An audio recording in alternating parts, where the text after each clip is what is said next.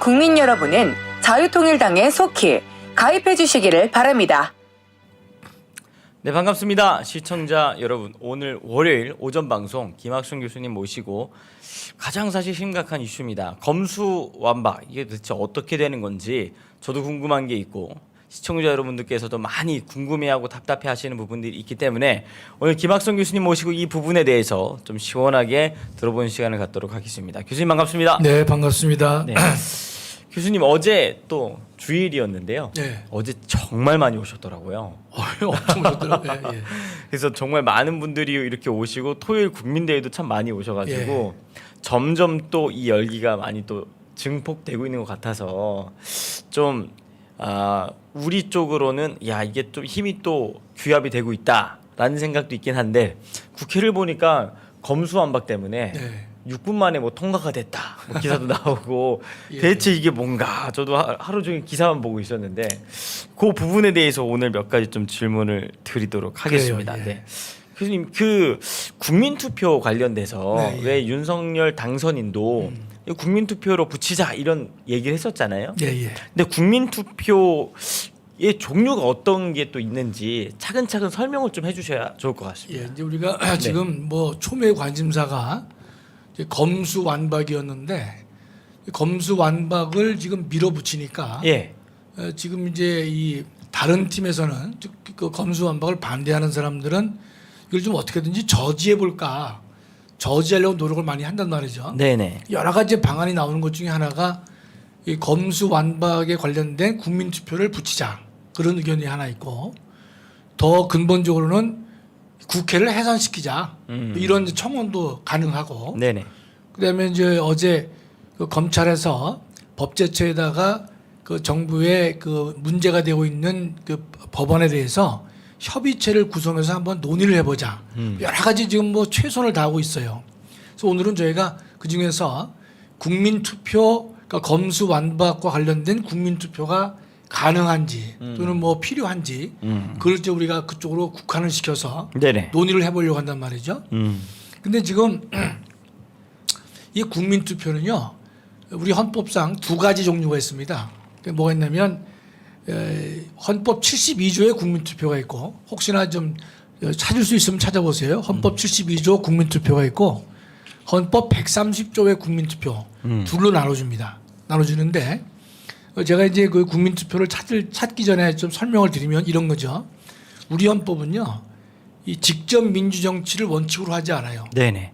그러니까 대의민주제, 즉 국민들이 투표로? 5천만이 국정에 직접 참여한 것이 사실상 불가능하잖아요. 예, 맞습니다. 그렇기 때문에 국민들은 대표를 뽑고 맞습니다. 대표가 국민 전체를 위해서 의사결정을 하도록 하는 구조를 가지고 있어요. 네네. 그래서 뭐 저희뿐만이 아니라 그 자유민주 체제의 국가들은 대부분 그렇습니다. 예.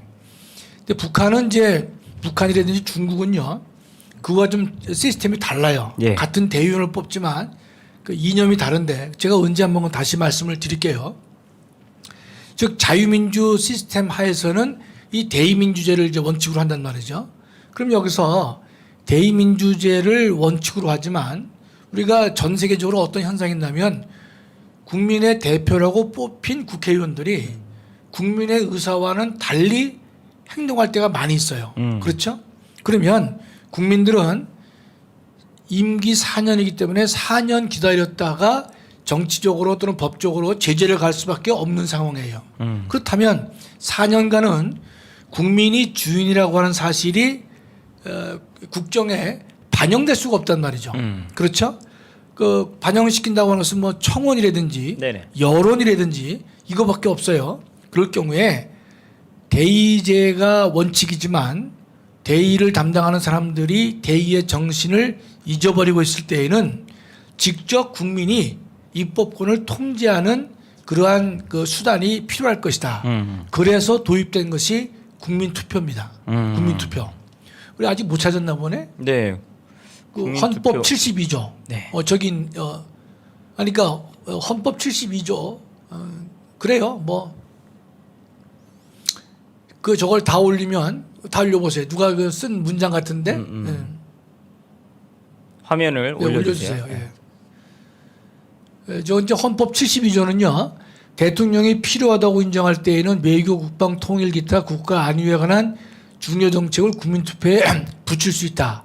요것이 이제 우리가 지금 말하고 있는 검수완박에 대한 국민투표의 문제가 됩니다. 근데 말이 나온 김에 이제 네네. 보시면 하단에 130조가 있어요. 네네. 그렇죠? 130조의 규정에 의한 국민투표가 있단 말이죠. 요거는 뭔가면 헌법을 개정하려면 최종적으로 국민투표를 경유해서 헌법을 개정하라는 거예요. 그런데 내려주세요. 예. 왜냐면 그런데 저게 72조와 130조는 근본적으로 다릅니다. 뭐가 다른가 하면 130조는 헌법 개정을 할 때 국민투표로 확정을 시키라는 것인데 저럴 때의 국민투표는요. 국민투표를 통해서 헌법이라는 법이 확정적으로 만들어집니다. 이해가 되시죠? 네네. 따라서 저런 국민투표는 법 제정 국민투표 또는 법 국민투표다. 네네. 이렇게 붙일 수가 있어요. 법 제정 국민투표. 그렇습니다. 네네. 헌법이 만들어지니까. 예예예. 그런데 72조는요. 다시 한번 좀 올려주시면 국가 안위에 관한 주요 정책을 네네. 국민투표에 붙일 수 있다. 저는 그 72조에 의해서는 특정한 법률안이 만들어지는 것이 아니라 예예. 정책에 대해서 찬반을 묻는다 이런 뜻이에요. 따라서 72조의 국민투표는 네. 정책 국민투표다. 이렇게 나눠볼 수 있습니다. 다시 내려주세요.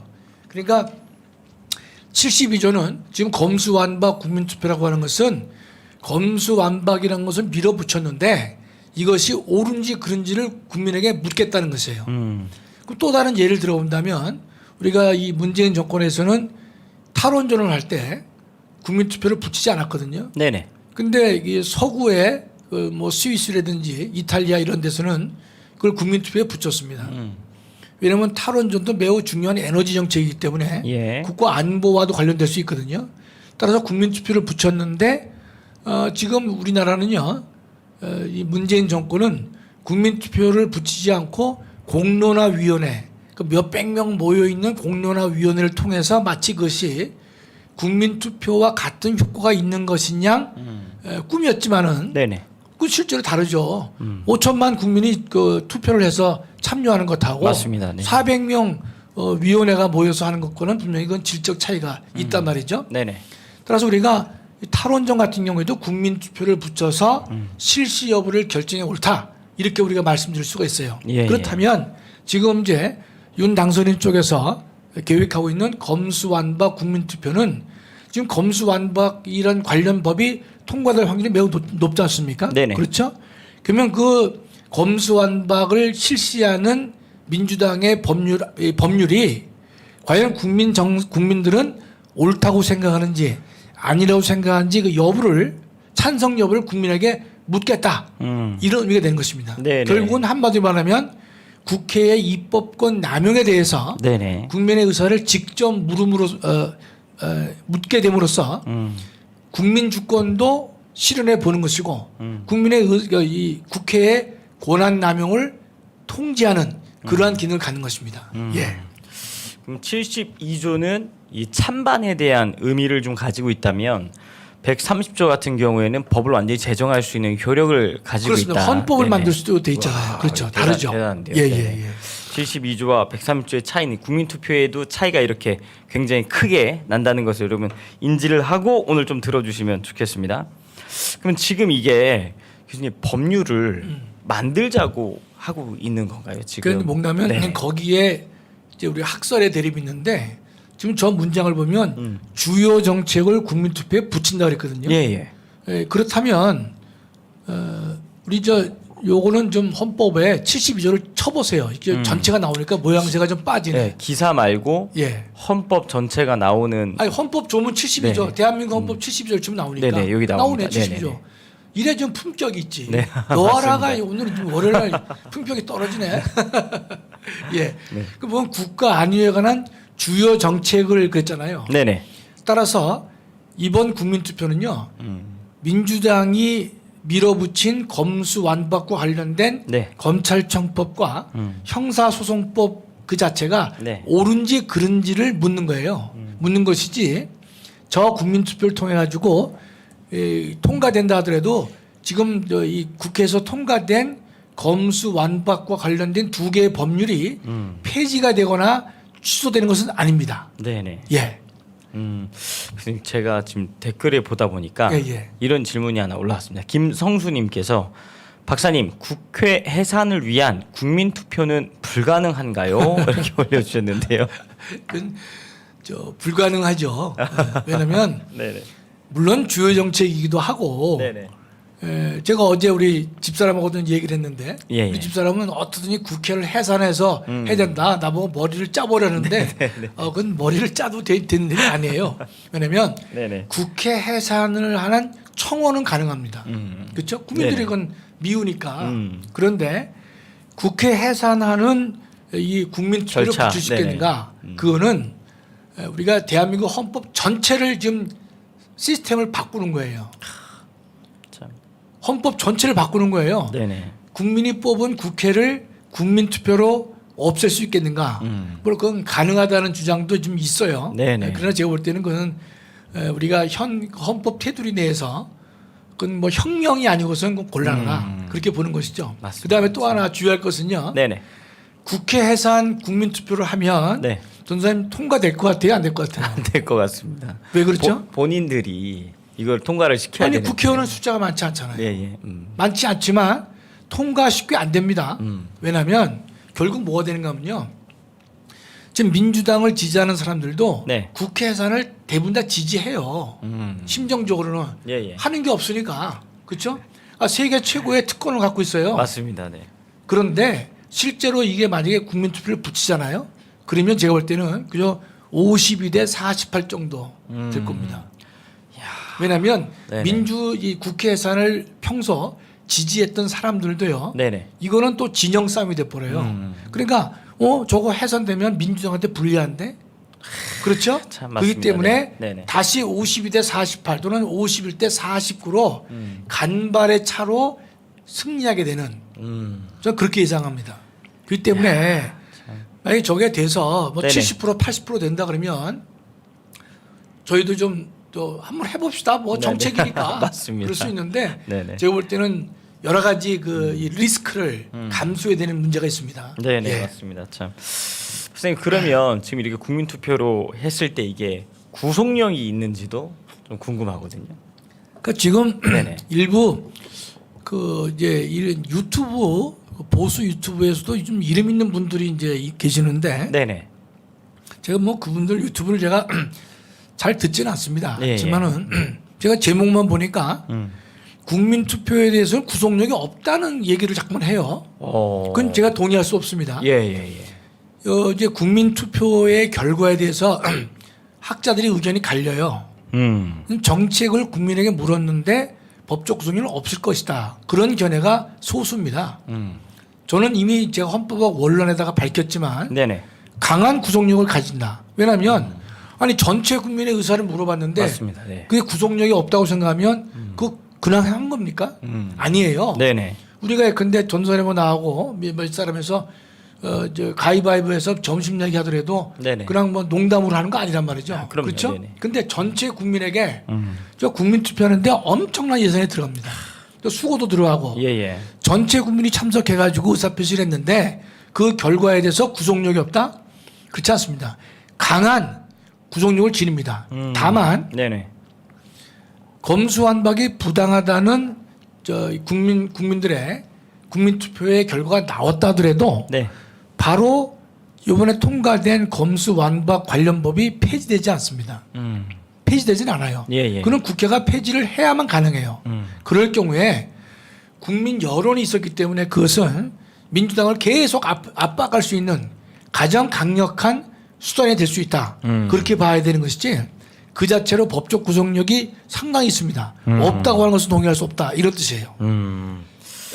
그 좀 외적으로는 보니까 이번 검수완박을 밀어붙이면 붙일수록 민주당의 지지율이 국민적 지지율이 계속 떨어지고 있는 모습을 확인을 방금 하고 들어왔었거든요. 그렇습니다. 예. 그러니까 이게 선거를 앞두고 있는데 이렇게까지 밀어붙이는 데에는 그 선거보다도 더 이거를 중시한다는 생각밖에 안 들거든요. 그러니까 2판 4판이고요. 네. 6월 1일 지방선거는 두 번째다 이거예요. 와, 그 정도로 밀어붙이는 철원 예. 회의에 있는 사람들이 다 지금 피의자 또 피고인이거든요. 근데 또 문재인을 또 지켜야 되니까 일단은 지방선거는 저 뒤에 한 달 후의 문제다. 급한 불부터 끄고. 그렇습니다.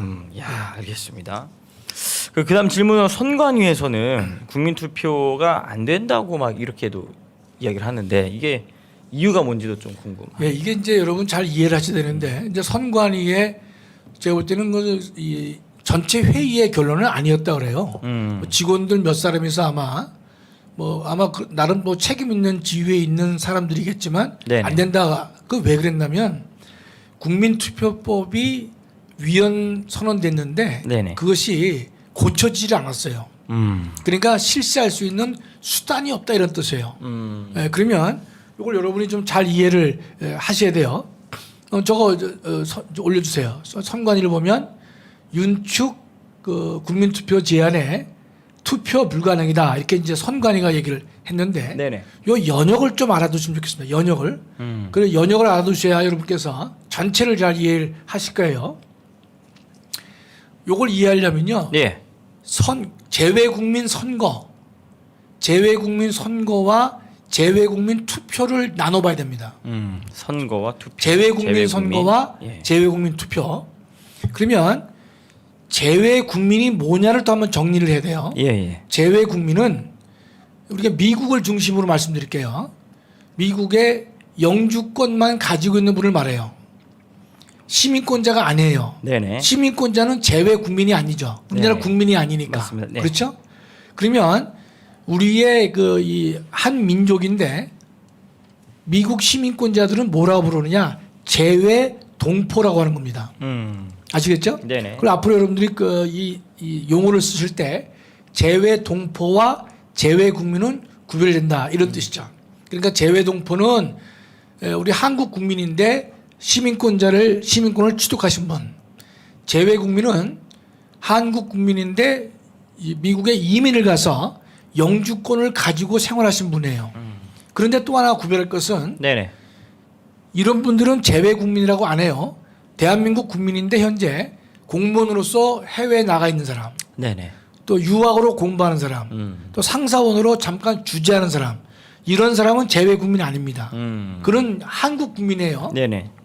그러니까 뭐 한국 국민 그런 게 좀 이상하긴 하지만 재외 국민의 개념에 속하지 않는다는 뜻이에요. 따라서 외국에 파견되어 있는 공무원들은 당연히 선거권 인정됩니다. 근데 재외 국민은 인정됐었는데 어떻게 인정을 했냐면 한국에 고소가 있어야만 선거가 가능했어요. 한국. 고소라는 건 뭔가면 네네. 임시 주소를 말합니다. 그러니까 미국의 영주권을 가진 사람들은요, 한국에 주민등록이 없습니다. 없어요. 네네. 그러면 이제 그분들이 한국에 들어오잖아요. 네. 그럼 잠시 머물 곳이 있잖아요. 그렇죠? 그게 거소입니다. 거소. 그러면 거소 신고를 하면 재외 국민도 선거가 가능했습니다.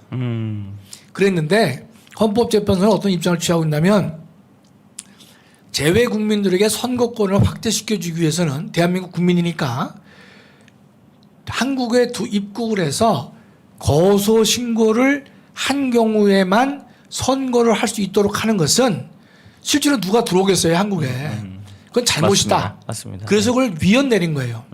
그래서 지금 재외 국민들은요 한국에 들어와서 거소 신고를 하지 않더라도 미국에서 지금 선거가 가능합니다. 그 재외 국민 선거를 인정한 거예요. 네네. 자 그러면 이게 이미 인정돼서 네. 여러 번 시행을 해왔습니다. 이번에 대통령 선거 때에도 외국에 있는 재외 국민들이 한국에 들어오지 않고 외국에 있는 공간에서 선거권을 행사했던 것이에요. 예예. 이해되시죠, 선생님? 네네네. 자 그러면 이 재외 국민의 선거 관련해서는 실제 여러 번 시행을 했기 때문에 지금 공직선거법에 재외 국민의 선거 규정이 아주 상세하게 규정되어 있습니다. 그래서 그 규정대로 네네. 실천을 했어요. 근데 참고로요, 이 재외 국민들이 한국에 투표할 때, 선거할 때요, 국회의원 선거는 참여 못 합니다. 왜 그럴까요? 그건 왜냐면 자기의 지역구 선거는 관여 못합니다. 네네. 그런. 자기 저 지역구가 없으니까. 맞습니다. 그렇죠? 네. 그러니까 대통령은 그 지역구가 필요 없죠. 상관없으니까. 해요. 그다음에 정당에게 던지는 비례대표 이건 합니다. 네네. 정당 투표니까. 예예. 따라서 현재 재외국민은 대통령 선거와 국회의원 비례대표는 선거할 수 있고 다만 지역구 선거는 그건 불가능하다 이 뜻이죠. 네네. 그렇죠? 맞습니다. 그래서 이것이 지금 여러 번 이 세월이 지나면서 지금 뭐 이번 대선도 했고 지난번 총선 때도 비례대표는 재외국민에게 선거권 인정했던 것이에요. 이해가 되시죠, 그렇죠? 네네네. 이해가 됩니다. 자, 그럼 다시 국민투표로 넘어갑니다. 네. 근데 국민투표법에 보면 똑같이 돼 있었어요. 재외국민들은 국내에 거소 신고가 되어야만 국민투표를 할 수 있다. 네네. 국민투표는 이제껏 한 번도 시행한 적이 없어요. 87년 헌법, 현행 헌법이 시행된 이후로 한 번도 없었다는 뜻이에요. 그런데 헌법재판소는 재외 국민에게 입국해서 거소 신고를 해야만 선거권을 인정하겠다는 조항을 위헌 내렸죠. 그렇죠? 그러니까 동일한 취지로 네네. 국민투표도 그렇게 돼 있는 것을 위헌을 내린 거예요. 위헌 내렸습니다. 2014년에 위헌을 내렸단 말이죠. 예예. 그런데 이제 2년이 지나면 그 이 법을 2년 내에 개정하라고 했어요. 예. 그랬는데 국회가 개정을 안 했습니다. 그럼 개정을 안 하면 어떻게 되느냐? 2년 지나면 그 조항 자체가 효력을 상실해요. 그럼 현재 이제 재외국민은 입국해서 거소 신고가 되어 있지 않으면 투표할 수 없다라는 조항은 현재 효력을 상실한 상태입니다. 상실한 상태예요. 2년이 지나도록 개정을 안 했기 안 때문에. 했기 때문에 네네. 지금까지도 국회는 그 입법 의무를 이행하지 않았던 거예요. 네. 자, 그러면 여기서 선관위는 이런 거죠. 지금 국민투표법이 무효가 됐는데 국민투표를 하기 위해서는 구체적인 법률이 필요한데 그 법률을 아직 만들지 못했기 때문에 국민투표를 할 수가 없다. 그렇게 얘기를 하는 거예요. 예예. 그러니까 일단은 그것은 1절은 맞아요. 그 법이 없으니까 네네네. 구체적으로 어떻게 그걸 시행하겠는가. 그 1절은 맞지만 네네. 그는 제가 볼 때는 우리 선관위가 월권을 한다 이렇게 보는 거죠.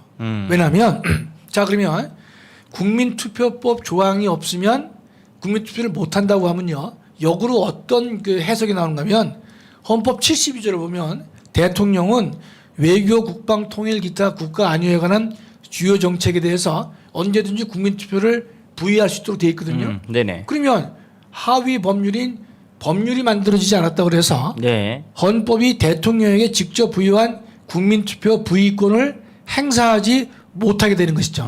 그렇죠? 그러면 선관위의 그런 1절밖에 안 맞는 해석은 헌법을 침해하는 해석이에요. 그럼 국민투표법을 만들지 않으면 대통령은 국민투표를 붙이지 못한다는 뜻 아니에요. 예. 그렇죠? 그래서 우리가 헌법이 부여한 권한을 침해하고 있기 때문에 온건치 않다, 틀렸다 이런 뜻입니다. 그래서 제가 그 틀렸다고 얘기를 하는 것이죠. 네네네 맞습니다. 선생님 근데 선관위에서는 방금 말씀해 주신 대로 안 된다고 이렇게 했지만 설명을 쭉 해주시면서 교수님께서는 가능하다. 이제 가능해요. 네네. 그 이유를 설명해 드릴게요. 근거를. 네네. 근거가 그러니까 어떻게 근거를 되는지. 보시면 지금 이제 단순히 제가 이 선관위의 해석은 월권이다, 잘못됐다 이렇게만 내가 비판하는 게 아니라 예. 구체적인 근거를 줄 수 있단 말이죠. 크게 두 가지입니다. 한 가지는 제가 말씀드렸지만 재외국민의 국내 재외국민들이 지금 선거권을 행사할 수 있어요, 없어요, 전사님? 재외국민. 재외국민 대통령 선거 네, 할 수 있죠. 참석할 수 있어요, 네네. 없어요? 한국에 들어올 필요 없죠. 네네, 할 수 있어요. 네네. 그러면 국민투표와 이 재외국민 국민투표와 재외국민 선거는 모양이 같은 겁니다. 그렇죠? 그렇기 때문에 첫째 방법은 뭐가 있느냐? 공직선거법의 자세한 재외국민 선거권과 관련된 조항을 유추 적용하면 되는 거예요. 이럴 때 유추 적용이 필요해요. 예. 이 유추 적용은요, 원래 유추 적용이 되는 경우가 있고 안 되는 경우가 있는데 어떤 행위가 죄가 되느냐 안 되느냐, 또 죄가 되더라도 어떤 정도의 벌을 부과할 것이냐, 이런 형벌과 관련돼서는 유추 적용을 하면 안 됩니다. 그러나 이것은요, 형벌이 아니라 재외 국민의 권리를 박탈하는 것이 아니라 재외 국민에게 권리를 부여하는 것이에요. 그렇죠? 실정법상의 미비지만 네네. 공직선거법에 자세하게 나와 있는 절차에 따라서 국민투표권을 인정하면 되는 거기 때문에 혜택을 주는 거기 때문에 유추 해석을 하더라도 전혀 법리상 문제가 없다는 것입니다. 이해가 되시죠? 네네. 두 번째, 지금 이제 장제원이나 뭐 권성동 같은 사람들은 빨리 국민투표법 개정해 달라라고 말을 하지만 네네. 그렇게 아쉽게 할 필요가 없어요. 유추 적용하는 방법 하나가 있고 네. 두 번째는 뭐였냐면 지금 공직선거법에 나와 있는 자세한 재외 국민에게 선거를 허용하고 있는 그 규정을요, 윤석열 정부가 대통령령으로 만들면 됩니다. 대통령령으로 만들어도 전혀 문제가 없어요. 네네. 그러니까 정법적 근거가 문제가 되면 또 유추 적용이 문제가 이제 된다고 느껴지면 바로 그 똑같은 내용을 대통령령으로 삽입을 해서 신설을 해서 그 규정에 따라서 재외 국민에게 국민투표를 허용하면 되는 것이다. 이렇게 우리가 해석할 수 있는 것이죠. 그래서 저는 네네. 충분히 가능하고 제 해석이 네네. 전혀 무리가 없다. 이렇게 보는 것입니다. 예. 야, 그러면 지금 이 국민투표 관련돼서도 이제 새로운 대통령으로 당선된 윤석열 당선인은 이 기조로 이제 쭉 몰고 나갈 것 같은데요. 네. 이게 참 어려운 질문이긴 하지만 네, 네, 예. 이게 국민투표로 갈 가능성이 어느 정도 된다고 보시나요, 교수님? 역시 어려운 질문이죠. 네네. 예. 근데 제가 볼 때는 예예. 글쎄요. 윤 대통령은 뭐 국민투표를 당장 왜냐면 국민투표를 하려면요. 네네. 이제 한 가지 이제 제약 문제가 제가 그 날짜를 정확히는 말씀 못 드리겠는데 국민투표 하기 18일인가 그 전에 공고를 해야 됩니다. 그러면 이제 취임하자마자 네네. 대통령을 빨리 개정해서 5일 내에 개청을 해가지고 지금 이제 그 공고를 먼저 해야 되거든요. 네네. 공고를. 그래서 제가 물리적으로 좀 그 6월 1일 날 하는 것은 네네. 시간상 좀 어렵지 않겠는가 그런 생각을 해요. 야, 또 그런 또 어려움이 있습니다. 있네요. 네. 그러나 네네. 분명한 것은요. 지금 이제 이 국민투표를 붙이지 않는다고 해서 네. 우리 국민께서 걱정하시는 문제가 해결이 안 될 것이냐? 저 그렇게 보지 않아요. 그건 또 어떤 보세요 이제 네네. 아니 국민들 생각은 이제 두 가지 아닙니까? 가장 이제 심정적으로 원하는 것은 문재인을 이게 처단을 할 수 있느냐 없느냐. 예? 그다음에는 이 문재인 정부 하에서의 네네. 고위공직자 그 사람들을 처벌 못하는 것 아니냐. 이제 그런 걸 이제 가장 우려하시는 거 아니에요? 네네 맞습니다. 그런데 우려하실 필요가 없다니까요. 왜냐하면 제가 말씀드렸지만 지금 상설특검법이 만들어져 있기 때문에 네네. 법무부 장관하고 그런 이제 국회의 동의가 필요 없어요. 예. 그러니까 법무부 장관이 주도를 하고 대통령이 예컨대 승인하면 네네.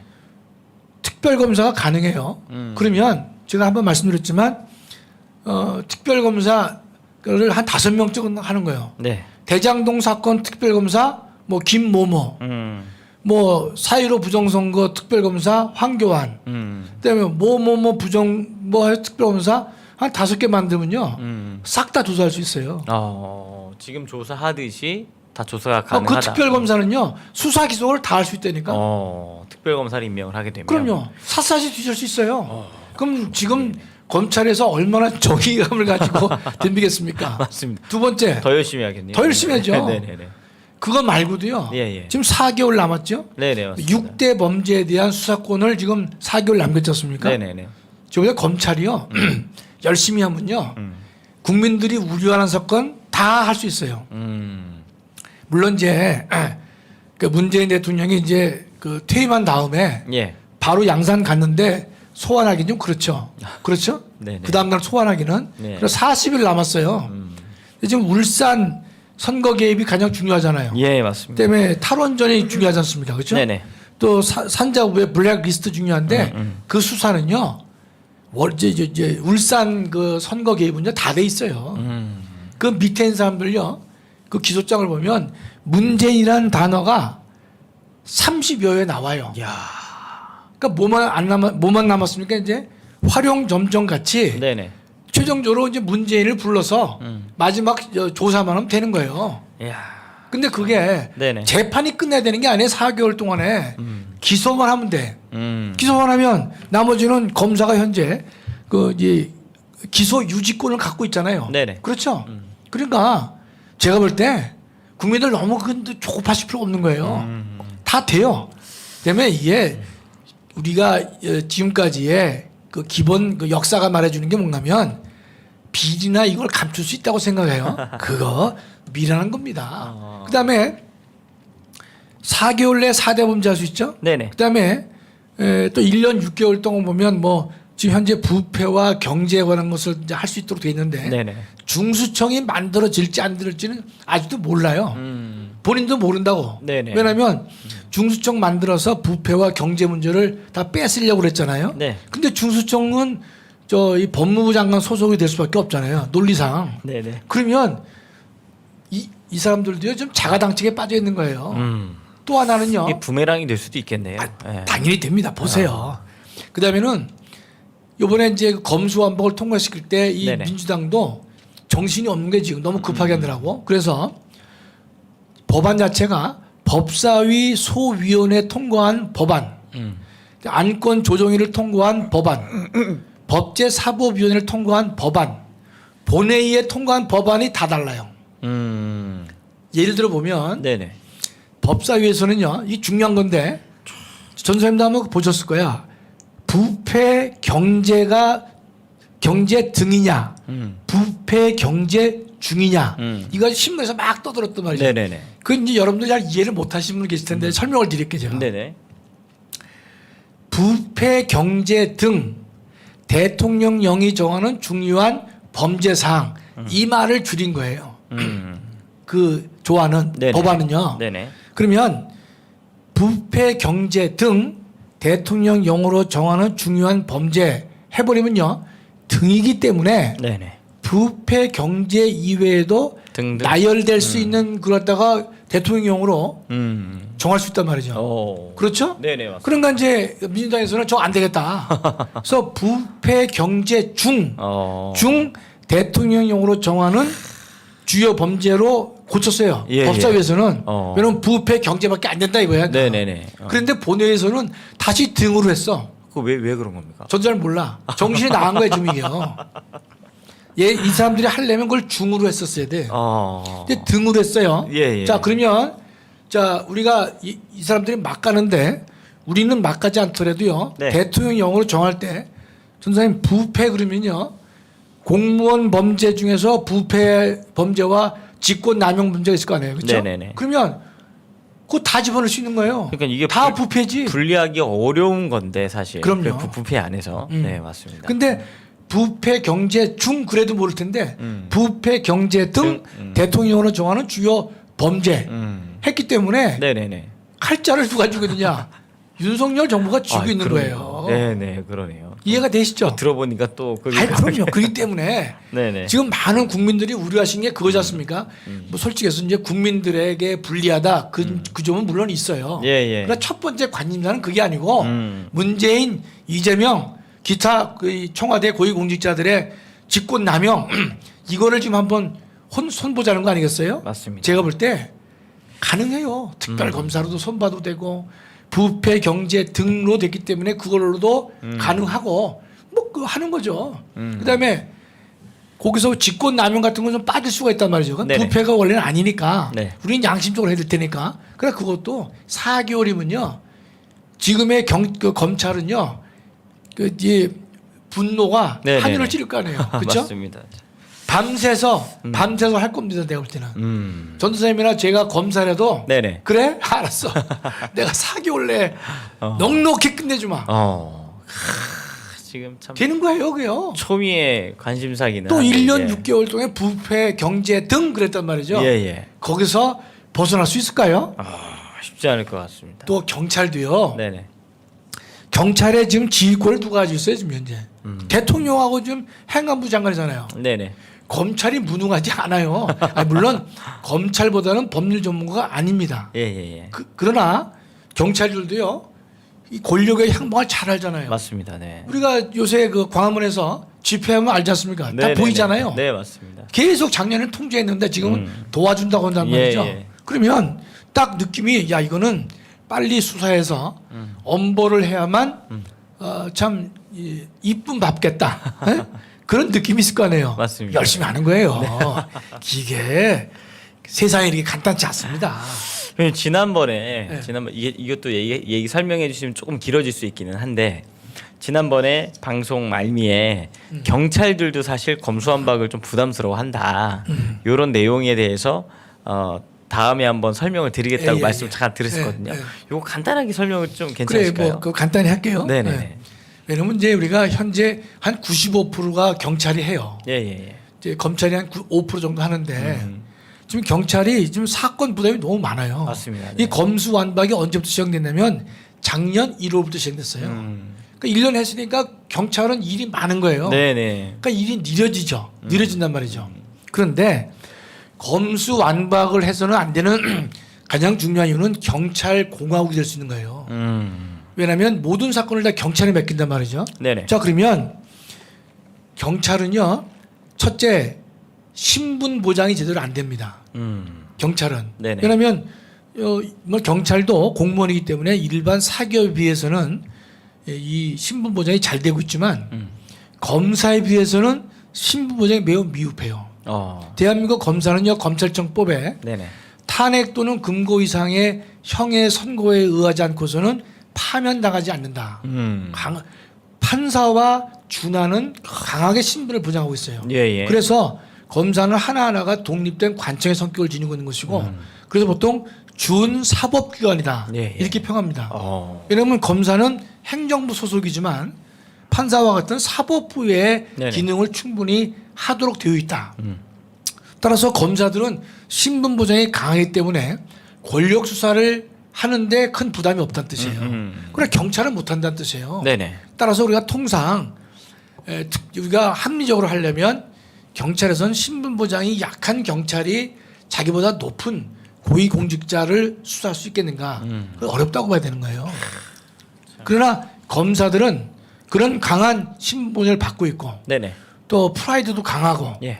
또 문제가 있으면 그만두면 변호사 할 수 있단 말이죠.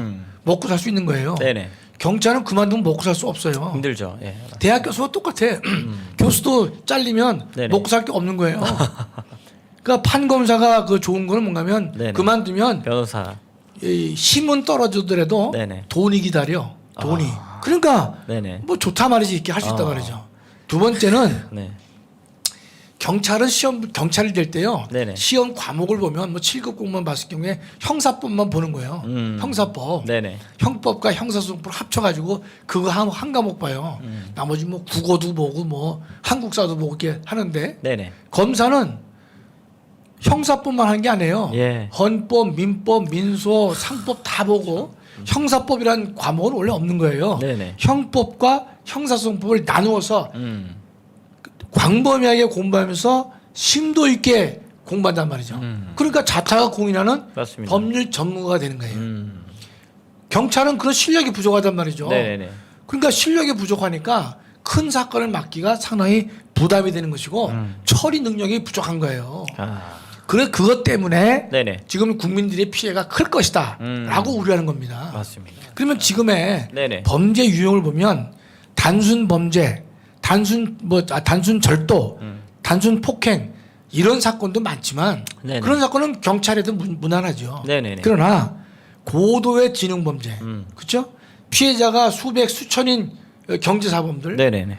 이게 민사인지 형사인지 구별이 애매한 형사 사건도 많이 있어요. 예예. 또 대장동 같이 아주 계획적이고 치밀하게 이루어지는 사건들 이런 경우에는요 경찰이 담당하기 어렵단 말이죠. 검찰도 담당하기가 어려워요. 네네. 이런 사건들은 어떻게 하느냐?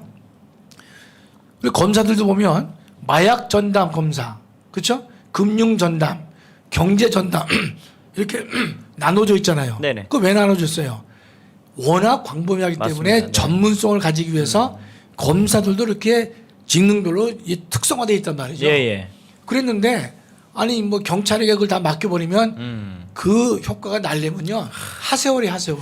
제가 알기로는 지금도 경찰들이 맡아야 될 그 사건 수가 너무 많아서 그럼요. 지금도 벅차다는 이야기를 사실 많이 들었거든요. 근데 이 검수완박 통과되면 지금 검사들이 맡고 있는 거에 다 떠맡아야 되는 거잖아요. 그렇죠. 그러면 우리가 따라서 어떤 결과가 됐냐면 돈 없는 서민은 네네. 그냥 고통당하는데 돈 많은 권력자 있잖아요. 네. 이런 사람들은 비싼 로펌의 변호사를 쓰는 거예요. 그럼 그네들이 누구하고 싸우느냐? 경찰하고 싸우는 거로 돼버려요. 그럼 무기 대등의 원칙이 어긋나요. 야, 그렇구나. 검사가 해도 모를 텐데. 네네네. 그럼 검사가 지금 기소 유지하지 않느냐 그렇지만 네네. 수사를 해보지 않은 사람이 음. 해보지 않은 사람이 공소 유지를 하기 위해서 상대방 변호사와 싸우려면요. 그건 힘이 떨어집니다. 네네. 수사를 했어야 되는 거예요. 맞습니다. 네. 따라서 지금 검사의 경찰에 대한 네네네. 이 수사 지휘권과 보완은 꼭 필요하단 말이죠. 예를 든다면 네네. 지금 제 밑에 지금은 없지만 과거에 석박사 학생들이 많이 있었잖아요. 네네. 그럼 이제 그 석박사 가진 학생들이 이제 논문을 쓰려고 그럴 때 본인이 이제 뭐 열심히 노력하는데 어려움이 많단 말이죠. 그럴 때 이제 교수를 찾아오라 그래요. 네네. 그래요. 근데 학생들이 먼저 찾아오지 못해요. 왜냐면 공부한 양이 작아서 이게 좀 많이 한 다음에 가야지. 그래서 맞습니다. 많이 못 오는 거예요. 네네. 근데 이제 교수가 부른단 말이죠. 네네. 와라. 그다음에 이쪽 데려봐요. 대충 보면 야 이거는 그동안에 한 게 뭐이냐? 그럼 물어봐요. 그러면 예컨대 이 논문 목차를 1번과 3번은 뭐 바꾼다든지 4번은 뺀다든지 이걸 좀 보완을 해라. 그다음에 이거는 좀 이렇게 좀 해봐라. 라고 몇 마디 해주거든요. 네네. 그러면요, 그 대학원생들이 네. 너무 기쁜 거예요. 그대로 하면 돼. 네, 명쾌하게 딱 그럼요. 가이드를 정해 주셨으니까. 그럼 이제 2달에 와. 네네. 그럼 2달에 또 온단 말이죠. 오면은 그 일종의 뭔가 하면 검사가 경찰에게서 기간을 정해서 보완 수사를 명령하는 건 마찬가지야. 네네. 3개월 내에 가져오라 그런단 말이죠. 그럼 경찰은 3개월 내에 뭔가를 답안지를 가져가야 된단 말이죠. 예. 그래서 우리가 교수가 너 2달에 와. 그렇게 해주는 교수는요 지도를 정말 잘해주는 교수예요. 너 대문화 하면요 6개월 가요. 그렇구나. 그러나 야 2달 후에 날짜 정해가지고 네네. 가져와. 그러면 학생들이 그 교수가 정해졌으니까 기한을 정했기 때문에. 와요. 그렇게 되면요 네네. 논문이 진척이 잘 됩니다. 그렇게 논문을 지도하는 교수가 이게 훌륭한 교수예요. 전 그렇게 했는데 예. 근데 학생이 많지 않았어. 나 밑에는 내가 잘 안 받으니까. 네. 그러나 예. 똑같은 이치예요. 그러니까 교수가 얘기해주면 얼마나 좋습니까? 맞습니다. 그러니까 검사들이 근데 이거 이러하니까 이렇게 한번 해보세요. 그러면 경찰은 훨씬 더 안개가 거치듯이 머리가 맑아진단 말이죠. 그런데 그런 지휘권을 갖다가 없애고 보안권을 없앤다? 이거는 강자에게만 유리한 거예요. 부패를 범한 돈 있는 강자들한테는 빠져나갈 길이 있고 약자인 서민들은요. 여러분 경찰에서 보시면 그 교통사고 났는데 가해자와 피해자가 바뀌는 경우도 많고 네네, 그냥 막 늘어지잖아요. 네네. 그래서 경찰에게 모든 것을 맡길 수가 없다는 거고 따라서 선진 외국도 전문가인 검사의 지휘를 받도록 했단 말이죠. 그렇게 하는 거예요. 네네. 근데 그걸 왜 싹 없애냐 말이죠. 참. 야, 지난번에 그 부분에 대해서 오늘 잘 또 말씀해 주셔가지고요. 상당히 공부가 또 된 것 같습니다. 또 스타님께서 STAR 스타님께서 멤버십에 가입을 해주셨습니다. 대단히 감사의 말씀을 드리겠습니다. 교수님 마지막으로 또 제목에 보니까요. 1+1 끼워넣기 사면 정의에 반한다. 이제 이런 내용도 저희가 들어있었는데 이거 어떤 내용인가요? 그러니까 요새 또 이제 우리가 참 3구 대선 이후로 네네. 마음의 평안도 찾고 기쁨도 넘치고 뭐 절제도 있고 인내가 됐는데 요새 검수완박 보면서 저도 마음을 이렇게 좀 안정시키려고 예. 그래 절대로 그렇게 안 될 것이다. 하지만 속상한 마음은 뭐 분명하죠. 예. 그런데 그 김에 지금 문 대통령의 그 대화를 보면 MB 사면을 좀 할 것 같이 지금 하고 있단 말이죠. 예. 본인이 안 한다 그랬잖아요. 네네. 그러면 안 해야 되는데 그러니까 다 우리 국민들이 아시잖아요. 저 MB 사면 해가지고 김경수나 정경심이나 정경심. 이석기를 끼워 넣기 하자. 어? 이 사면을 좀 끼워 넣기 해가지고 1+1으로 하려고 하는데 네네. 그게 정의에 반한다 이런 뜻이죠. 보니까 또 문 이름은 오늘 사면 결단 MB 이재용 포함 고심하고 있다. 또 이렇게 나오고 있는데 기사 한번 고심을 올려주세요. 무슨 고심을 해 저 인간이. 아유 고심도 안 해죠. 이 맨날 국민의 뜻이 뭐 이렇다 저렇다 지가 알지도 못하면서 아니 지금 청와대 네네. 그 이전 가지고 지금 예, 막무라잖아요. 예, 예. 그래서 뭐 국가 뭐 100년 대계에 해당하는 일을 갖다가 공청회 한번 열지 않고 한다 그래서 내가 네네. 저런 뻔뻔 싫어 인간이 또 있냐 말이죠. 아니 지금 검수완박 공청회 했어요. 그러니까요. 저 그걸 말씀드리고 싶었는데. 그게 진짜 이 공청회를 해야 되는 아, 건데 집무실은 본인도 2번 공약을 한 거잖아요. 네네, 맞습니다. 무슨 공청회 필요해요? 공청회 할 시간도 없는데 검수완박을 안 하면서 네네. 저 양반 이 정신 상태가 아주 특별해. 그 JTBC 전 사장이었던 손석희 씨와의 네. 대담도 제가 다시 한번 봤거든요. 네. 보면서 정말 화딱지가 나가지고 제가 그쵸? 불리한 거 난 뭐 그 대답하지 않겠다. 그게 뭐 연락사무소 파괴된 게 그 뭐가 문제냐 이런 얘기를 들으면서 야 이게 대통령에 있던 사람이 이런 생각 갖고 있으니까 그동안 이렇게 피해를 봤지 국민들이. 그런 생각을 하면서 제가 새벽에 너무 화가 나가지고 잠을 못 잤습니다. 아유, 잠이 안 올 거예요. 그러니까 그래서 이게 참 기도를 많이 해도 이게 진정이 안 돼. 진정. 연락사무소 파괴 뭐가 문제입니까? 얘라니 아이고. 180억짜리 우리의 자산이 날아갔는데도 뭐가 문제냐는 식으로 이야기하고 있는 현 대통령. 이게 참 어떻게 봐야 될지 모르겠습니다. 아니 제가 이게 좀 뭐 이 별장은 없지만 네네. 뭐 이제 여기 농촌에 보면 이제 그 주말 농촌 예, 있잖아요. 예, 예. 네네. 그 조그만 농가 집을 졌는데 네. 이웃 쪽은 내가 사이가 나빠. 어느 날 그 사람이 와서 농가 집 그 싸구려지만 부시면 네네. 뭐가 문제입니까? 예? 그렇게 그럼 더 이상 다음 진도가 나갈 수가 없어. 그렇죠. 네. 아유. 이 사면도 우리가 이야. 이런 거죠. 자 김경수를 네네. 왜 사면하려고 하느냐? 예? 우리 전사님도 잘 아시겠지만 김경수는 문재인과 이 드루킹 사건에 있어서는 공범이에요. 핵심입니다. 핵심. 네. 핵심이면서 공범이라고. 네네. 거기는 김정숙 여사도 공범이야. 네네. 경인선 가자. 그거 네. 누가 얘기했어요? 김정숙 씨가 본인 얘기했잖아요. 입으로 이야기를 했기 때문에. 그러면 네. 우리가 경인선이라는 게 선생님 뭔지 아시죠? 그 어떤 단체 이름인데 줄여서. 무슨 놈은 네네. 그 경제도 네네. 사람이 먼저다야. 사람이 우선이다. 맞습니다. 경인선. 네, 그러니까 맞습니다. 사람이 먼저다 할 때 네네. 경제도 그 사람이 우선이다. 네네. 그게 줄이면 경인선. 경인선이야. 네, 경인선.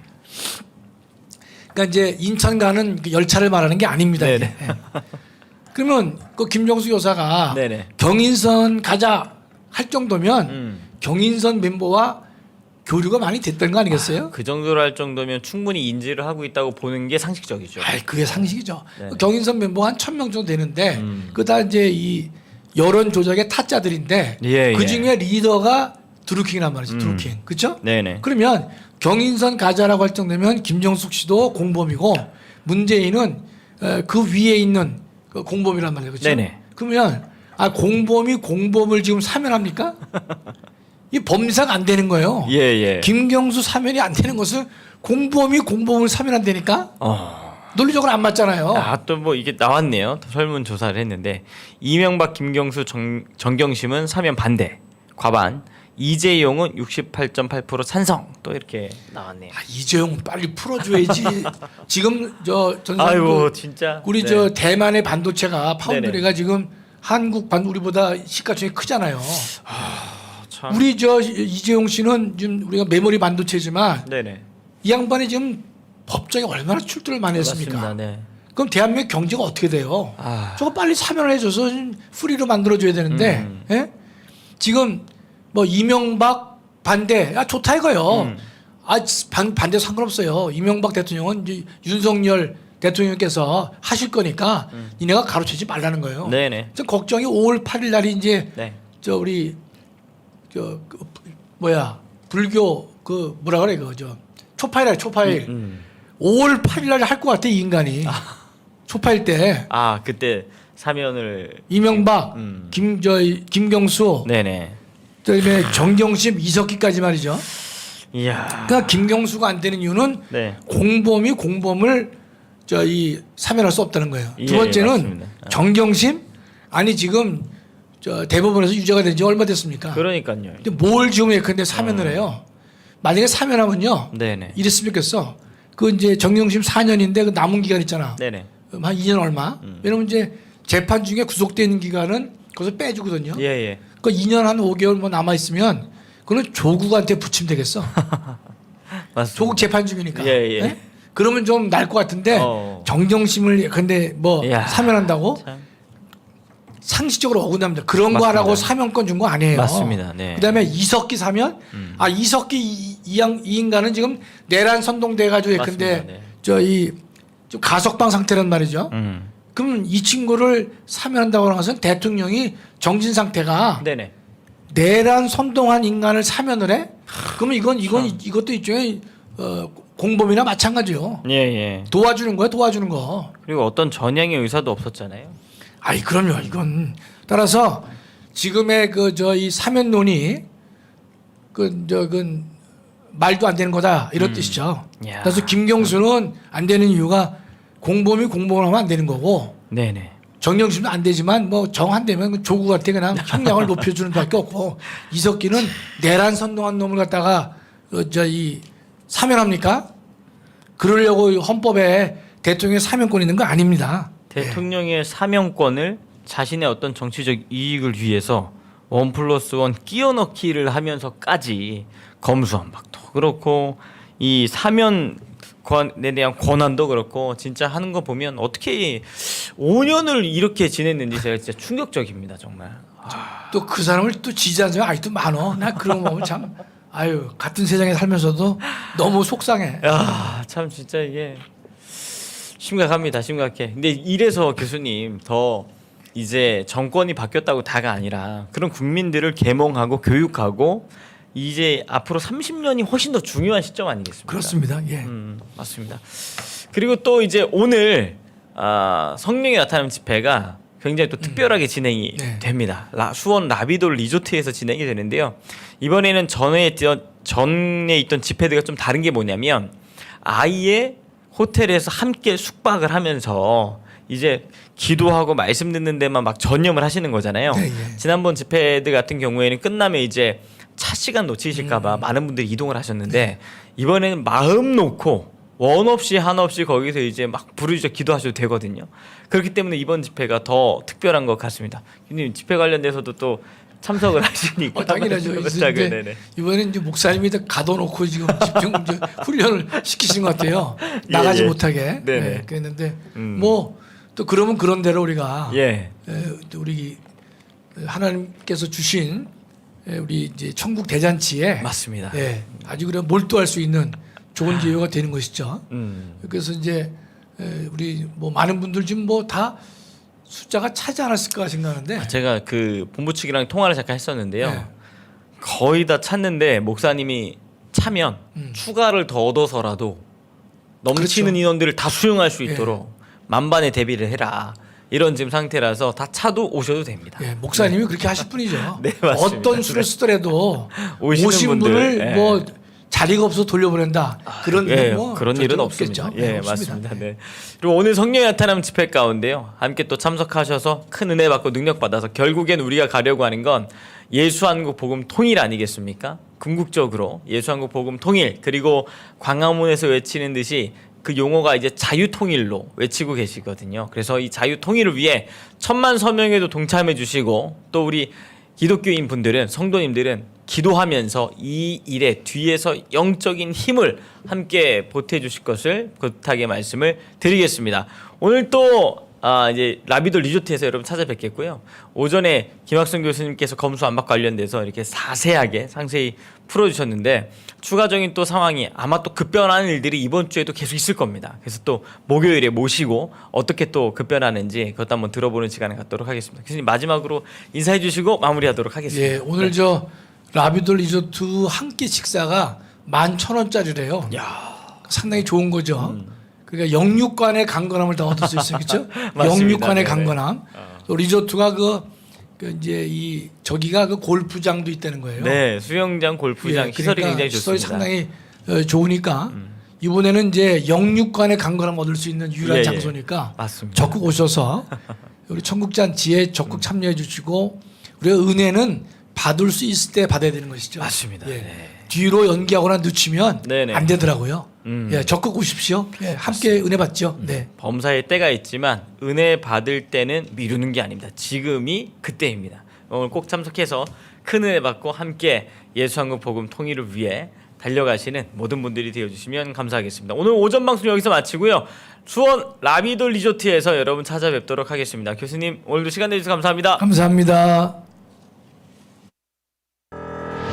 자유민주주의, 자유시장경제, 한미동맹, 기독교 입국론을 기반으로 세계 10대 강대국이 된 대한민국의 눈부신 도약. 하지만 지금의 대한민국은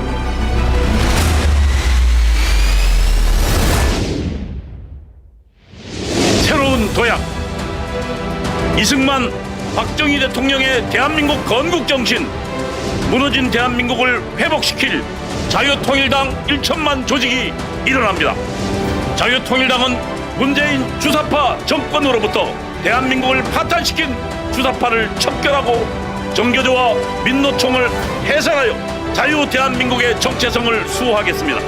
자유통일당은 정부의 부동산 정책 실패, 원전 폐기, 무분별한 포퓰리즘 정책으로 추락한 대한민국 경제를 다시 살리겠습니다. 자유통일당은 왜곡된 역사와 언론을 바로잡아 정의가 살아있는 대한민국을 만들겠습니다. 자유통일당은 국가보안법을 지키고 한미동맹을 더욱 강화하여 국제사회를 선도하겠습니다. 대한민국을 지킬 자유통일당의 1천만 용사, 그 위대한 사명에 함께해 주십시오.